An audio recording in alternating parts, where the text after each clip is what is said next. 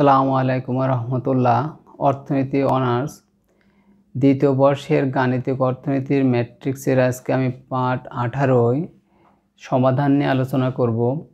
আমাদের ম্যাট্রিক্সের সাধারণ সমীকরণের সমাধান, বাজার ভারসাম্যের সমাধান, জাতীয় আয় কেইন্সীয় জাতীয় আয় মডেলের সমাধান, ISLM মডেলের সমাধান, প্রত্যেক সালেই কিছু না কিছু সমাধান থাকে। তা আমরা প্রথমে এমনি সাধারণ যে সমীকরণগুলো আছে একমাত্রিক, সেই সমীকরণগুলোর সমাধান করব। পরবর্তী পর্যায়ে ধারাবাহিকভাবে যে ব্যবহারগুলো আছে, বাজার ভারসাম্য এবং জাতীয় আয়, ISLM মডেল, সেগুলো নিয়ে আলোচনা করব। আজকে আমি বিপরীত ম্যাট্রিক্সের সাহায্যে এই সমস্যাটির সমাধান করব। শুরু করি। দেখো, আমাদের এই সমীকরণটি সাজানো আছে। এখন আমি এই সমীকরণগুলোকে ম্যাট্রিক্স আকারে সাজাবো।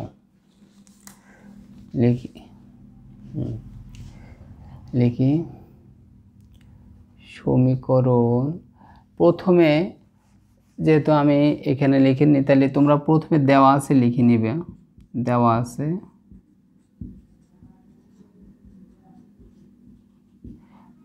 এটা। এবার সমীকরণগুলোকে আমরা ম্যাট্রিক্স আকারে সাজাবো। এখানেই লিখি। এখন সমীকরণগুলোকে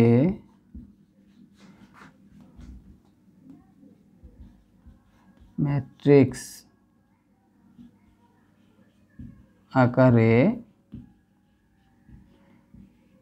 সাজিয়ে পাই। দেখো, সমীকরণগুলোকে আমরা ম্যাট্রিক্স আকারে সাজাবো। আমরা এদের সহগগুলো নেব। সহগ এক্স এর সহগ কত? 1, ওয়াই এর সহগ 1, জেড এর সহগ 1।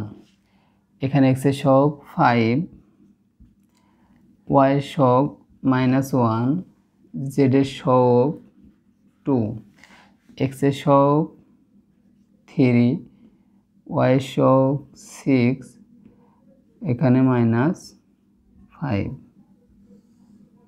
থার্ড ব্র্যাকেটের ভিতরে রাখবো।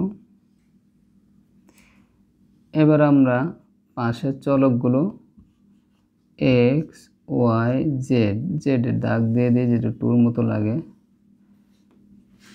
সমান। এখানে ধ্রুবক দেখো 690।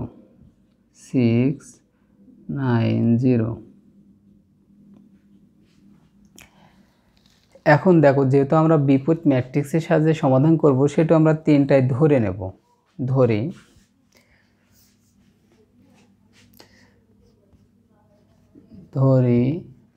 এ সমান, সহগ ম্যাট্রিক্সটা ধরি এ সমান 1 1 1, 5 -1 2, 3 6 -5।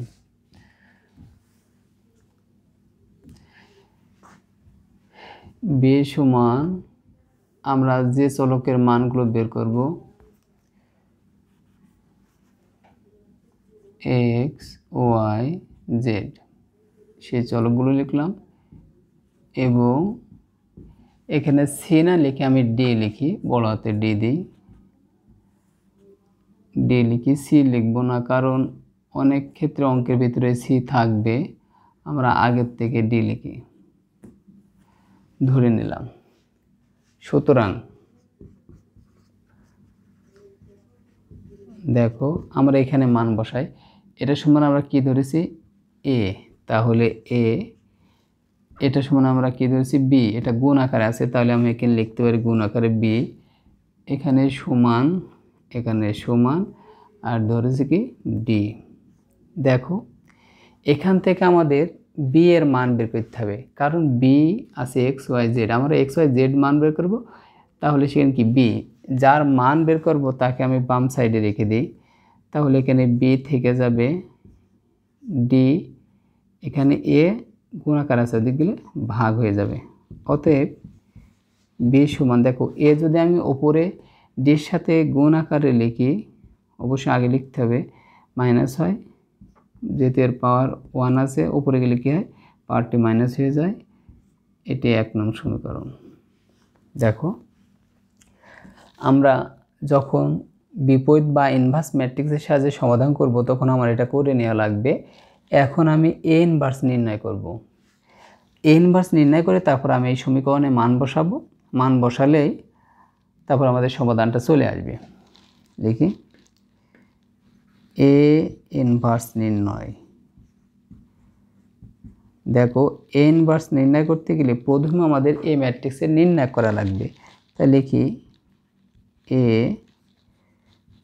ম্যাট্রিক্স এর নির্ণায়ক। এ ম্যাট্রিক্সের নির্ণায়ক চিহ্ন দিলাম 1 1 1 5 -1 2 3 6 -5 নির্ণয় করি। নির্ণয়ক আমরা খুব অনেক বেশি করেছি। দেখো, 1 বসে যাবে, 1 যে কলাম আছে, যে সারি আছে সেই কলাম সেই সারি বাদ দিয়ে দিই। তাহলে এটার সাথে এটা গুণ, মাইনাস মাইনাসে প্লাস, 5 1 5, বিপরীত কোণ গুণ করলে সূত্রে মাইনাস, 6 2 12। এবার প্রথমে প্লাস হয়, তারপর কি সূত্রের মাইনাস হয়। দেখো, প্লাস মাইনাস প্লাস, এই সূত্রে মাইনাস। 1 বসাই দিলাম, 1 যে কলামে আছে আর 1 যে সারিতে আছে বাদ। তাহলে 1 এই কলাম আর এই সারি বাদ। তাহলে 5 3 5 5 কত, 25 মাইনাস 25, বিপরীত কর্ণ গুণ করলে এর আগেও প্লাস এর আগেও প্লাস, সূত্রের মাইনাস 6। তারপরে প্লাস, দেখো এখানে কত আছে, 1 বসাই দিলাম আমি। 1 এর কলাম, 1 এর সারি বাদ, 5 কত, 30, বিপরীত কর্ণ গুণ করলে একটা মাইনাস, সূত্রে মাইনাস প্লাস, 3 1 আমরা এটা একটু মুছে দিই, এটা আমাদের আর লাগবে না। 3 1 3, ব্র্যাকেট ক্লোজ করলাম। এখন আমি এই অংশটি মুছে দিতে পারি।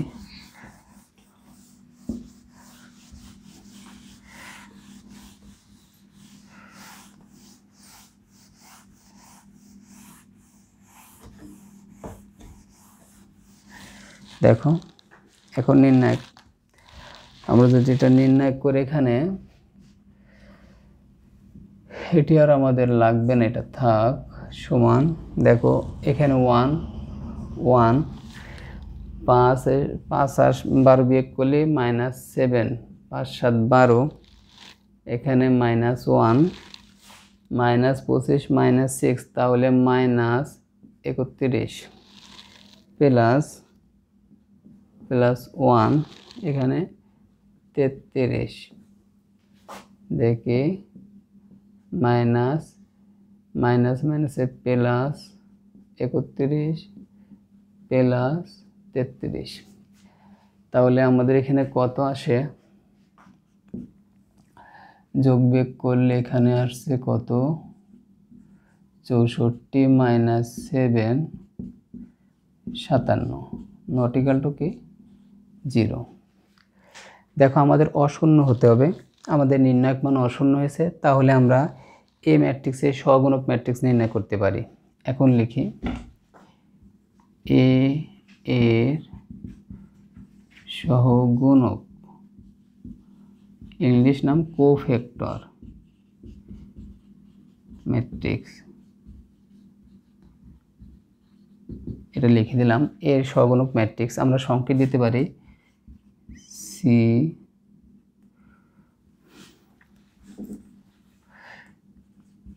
C of A, cofactor of A. আমরা অঙ্কটি বড় করে করব।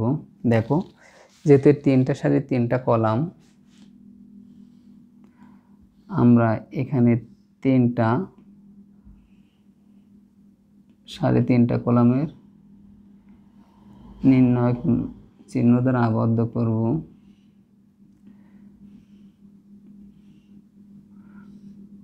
তোমরা যদি একবারেই পারো একবারেই করে দিতে পারো, কোনো সমস্যা নেই। তবে একবার করতে গেলে প্লাস মাইনাসের ভুল হওয়ার সম্ভাবনাটা একটু বেশি থাকে।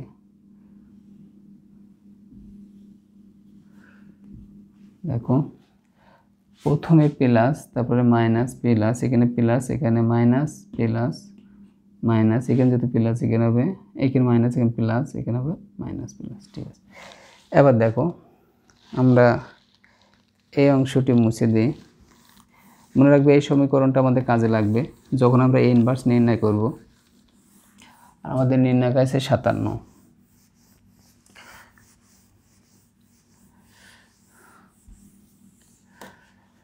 দেখো এখন আমরা এখান থেকে সহগুণক নির্ণয় করব। 1 এর কলাম আর সারি বাদ, 1 যে কলামে আছে আর যে সারিতে আছে বাদ, তাহলে -1 6 2 -5, -1 6 2 -5। দেখো এবার 1 যে কলামে আছে যে সারি আছে বাদ দিয়ে দিই, 5 3 2 -5, 5 3 5 3 2 -5। এবার এই 1 যে কলাম আছে যে সারি আছে বাদ দিয়ে দিই, তাহলে 5 3 -1 6, 5 3 -1 6। দেখো এবার আমরা দ্বিতীয় সারির কাজ করব। দ্বিতীয় সারি 5 যে সারিতে আছে বাদ, যে কলাম আছে বাদ, তাহলে 1 6 1 -5, 1 6 1 -5। -1 যে কলামে আছে সেই কলাম বাদ, সেই সারি বাদ, তাহলে 1 3 1 -5, 1 3 1 -5। 2 যে কলামে আছে আর যে সারি আছে বাদ, তাহলে 1 3 1 6, 1 3 1 6। দেখো আমরা আবার দ্বিতীয় সারির কাজ করব। দ্বিতীয় সারি 3 যে সারিতে আছে যে কলাম আছে বাদ, 1 -1 1 2, 1 -1 1 2। 6 যে সারিতে আছে যে কলাম আছে বাদ, 1 5 1 2, 1 5 1 2। -5 যে কলাম আছে যে সারি আছে বাদ, 1 5 1 -1, 1 5 1 -1। দেখো এ আমার আর লাগবে না, এটা আমরা মুছে দিতে পারি। এ b = x y z এটা আমরা মনে রাখবো, আর d = 690 এটাও মনে রাখতে আমাদের 690। ঠিক আছে, এটা আমরা লিখে রাখি 690, এটা d সমান। আচ্ছা থাক, এখন আমরা এটা ক্যালকুলেশন করি।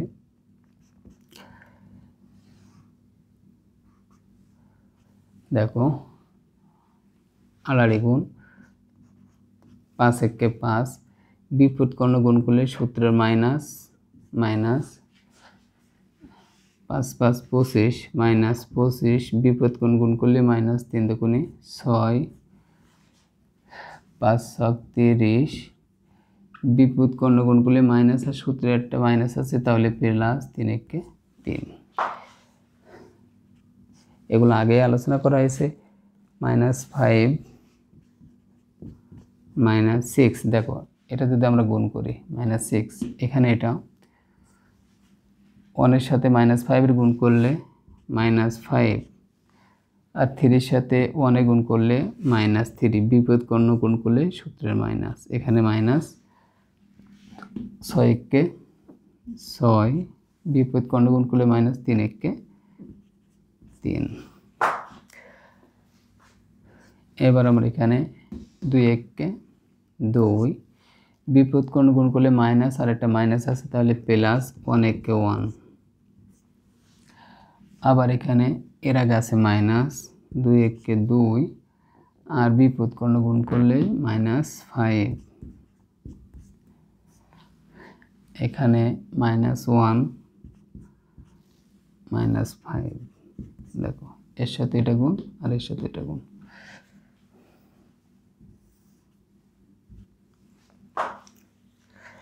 আমাদের কোফ্যাক্টরে একটু বেশি সময় লাগে। দেখো যোগ বিয়োগ করি, 12 সাথে 5 বাদ দিলে -7, বড় সংখ্যা রেখে যে জন্য সেটা বসে। এখানে মাইনাস মাইনাস সংখ্যায় সংখ্যায় যোগ হবে -31, আর এই মাইনাস তাহলে +31, প্লাস চিহ্ন দেওয়া লাগে না। এখানে 33, এখানে -5 -6 -11 আর +11 হবে। এখানে -8 আর এখানে 6 3 -3 হবে। এখানে 3, এখানে -3 আর এখানে +3 হয়ে যাবে, যেহেতু মাইনাস আছে আগে। মাইনাস মাইনাসে -6। দেখো কোফ্যাক্টর হয়ে গেল। আমাদের কোফ্যাক্টর পরে অ্যাডজয়েন্ট করতে হবে। অ্যাডজয়েন্টের বাংলা সংযুক্ত আমরা লিখতে পারি এ এর সংযুক্ত। সংযুক্তের ইংলিশটা লিখে দিই অ্যাডজয়েন্ট। Adjoint matrix. দেখো অ্যাডজয়েন্ট খুবই সোজা। আমরা এই কোফ্যাক্টরে A D J of A, আমরা কোফ্যাক্টরে যখনই আমরা রূপান্তর করব, সারিকে কলাম, কলামকে সারি রূপান্তর করব যে কোনো একটা, আমরা এই কলামটা দেখে সারিতে দিই -7 11 3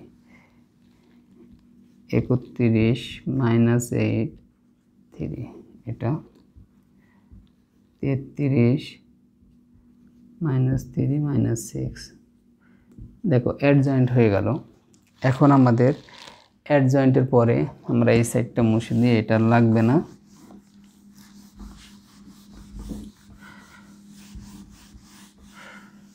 আমাদের 57 নির্ণায়ক আর 690 ডির মান।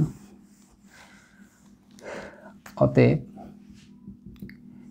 এ ইনভার্সের সূত্র হবে 1/a নির্ণায়ক অ্যাডজয়েন্ট অফ এ। আমরা পাচ্ছিলাম কত 57 নির্ণায়ক, এ নির্ণায়ক পাইছিলাম 57 আর অ্যাডজয়েন্ট পাইছি এখানে এই যে 80 -7 11 3 31 -8 3 33 -3 -6। দেখো আমরা এ ইনভার্স পেয়ে গেছি। আমরা এ ইনভার্স নির্ণয় করতে চাইছিলাম, এ ইনভার্স হয়ে গেছে। এখন আমাদের কাজ, আমরা এ ইনভার্সের মান বসাই দেব। তবে আমরা একটা জিনিসের আগে লক্ষ্য রাখি যে 57 দ্বারা আমরা কাউকে ভাগ দেব না, মানে 57-র কাজ আমরা এখন করব না। যদি আমরা আগের থেকে করে আমাদের পরবর্তী ক্যালকুলেশনটা কঠিন হয়ে যাবে, যে কারণে আমরা এটা এখানে রেখে দেব। এখন আমরা 1 নম্বর সমীকরণে মান বসিয়ে পাই লিখব 1 নং সমীকরণে কার কার মান বসাবো? আমরা মান বসাবো এ ইনভার্স বি এবং ডি এর মান বসিয়ে পাই। দেখো কারণ আমাদের 1 নম্বর সমীকরণে এ ইনভার্স আছে, বি আছে, ডি আছে, তাহলে প্রথমে বি এর মান বসবে। যেহেতু বি প্রথমে আছে, তাহলে বি এক্স ওয়াই জেড। দেখো আমাদের 1 নম্বর সমীকরণটা ছিল এই ধরনের, বি সমান এ ইনভার্স ডি, এটি ছিল আমাদের 1 নম্বর সমীকরণ। তাহলে এখানে আমরা এক্সের বির মান এক্স ওয়াই জেড ছিল আমাদের, সমান এ ইনভার্সের মান পাইছি 1/57 -7 11 3 31 -8 3 33 -3 -6। এখন আমরা ডির মান কত ছিল? 690। এখন দেখো গুণ করব। আমাদের ম্যাট্রিক্সের একটি প্রধান বলা যায়, সেটা হচ্ছে গুণ। প্রত্যেক জায়গায় গুণের ব্যবহার আছে। এখন আমরা এই সারির সাথে কলামের গুণ করি। -7 আর এখানে 6, তাহলে কত হবে? -6 7টা কত? 42। এর আগেও প্লাস, এর আগেও প্লাস, 99। 3-র সাথে এটা গুণ করলে কি হবে? +0। দেখো আমরা যখন একই কলামে গুণ করব, প্লাস থাকলে প্লাস, মাইনাস থাকলে মাইনাস, কোনো স্পেস দিতে পারবো না। এখন আমরা দ্বিতীয় সারি গুণ করব কলামের সাথে, এটার সাথে এটা গুণ করলে 6-কে 6 3 6 18। এর আগে মাইনাস, এর আগে প্লাস, তাহলে 8 নাম 72 প্লাস 0। এখন এটার সাথে এটা গুণ করে 3 6 18 3 6 18 19, এর আগে মাইনাস এর আগে প্লাস, তাহলে মাইনাস 3 নাম 27, এর আগে মাইনাস, তাহলে এখানে আমরা -0 দিতে পারি। 1/57 দেখি আমরা বিয়োগ করি, 9 থেকে 2 বাদ দিলে কত থাকে 7, হাতে কিছু নেই, 9 থেকে 4 বাদ দিলে থাকে 5। এখন আমরা এখানে 6 থেকে 2 বাদ দিলে কত থাকে 4, আর আমরা 8 থেকে 7 বাদ দিলে থেকে 1, আর 1 বসে যাবে। এখানে আমরা 8 থেকে 7 বাদ দিলে কত 1 থাকে, আর 9 থেকে 2 বাদ দিলে থাকে 7, ঠিক আছে, আর এখানে 1 বসে যায়। দেখি আমরা ভাগ দিই, এই সাইডে করি। 57 দ্বারা ভাগ দিলে কত হবে 1 হবে। এখানে হবে কত 2 7 2 হবে, আর এখানে 3 7 21 3 5 15 3 হবে।